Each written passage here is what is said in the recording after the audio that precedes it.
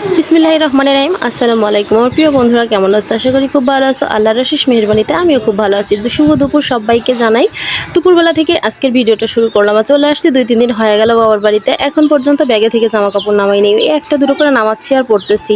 আর আমার কি হয়েছে দেখো, প্রায় কালার মানে মিষ্টি কালার, গোলাপি কালার, এই কালারেরই যে কয়েকটা জামা কাপড় নিয়ে আসছি, প্রায় সেম সেম কালার। কি একটা ব্যাপার হয়ে গেছে, অন্য কোনো কালারের জামা কাপড় নেই, মানে কোনো রকমে ধাপধুপ করে তুলে ফেলছি। একই কালারের জামা বেশ কয়েকটা চলে আসছে, মানে প্রত্যেকদিন মনে হচ্ছে যেন আমি এক ড্রেসই পরে আসি, এক ড্রেসই পরে আসি। তো যাই হোক, সবগুলো জামা কাপড় বের করে একটু মানে গুছিয়ে রাখবো, কারণ হচ্ছে এলোমেলো হয়ে যেতেছে ভিতর থেকে, সে কারণেই। আর হচ্ছে বের করার সময়ই পাচ্ছি না, ঘোরাঘুরি নিয়ে ব্যস্ত, মানে এই কাচারি ঘরে এসেই করতে করতে যাইতেছে। তো বড় মেয়েকে বললাম চলো একটুখানি গোসল দিয়ে আসছি না হয়, আর তুমি একটু ভিডিও করো। তো দেখো খুব সুন্দর করে ব্যাগ থেকে জামা কাপড়গুলো হচ্ছে গুছিয়ে রাখলাম। এখন নিয়ে পড়তে একটু সুবিধা হবে।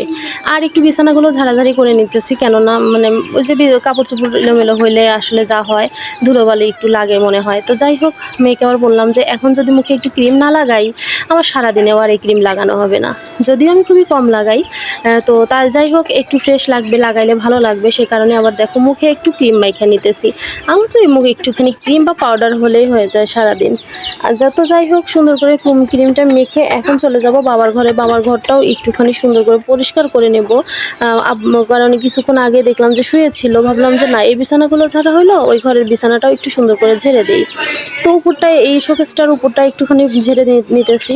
আসলে কাজ করতে নিলে কিন্তু দেখা যায়, একটা কাজ করতে নিলে না 5টা কাজ চোখে পড়ে যায়, এরকমটাই হয়। তো এইখানে আবার একটুখানি ঝেড়ে নিতেছি সব কিছুই। তারপরে যে আবার বিছানা দেখো এলোমেলো হয়ে গেছে, কিছুক্ষণ আগে শুয়েছিল বললাম না, তো সেটাও আবার একটু ঝাড়া দিয়ে নিলাম, সুন্দর করে পরিষ্কার করে নিতেছি।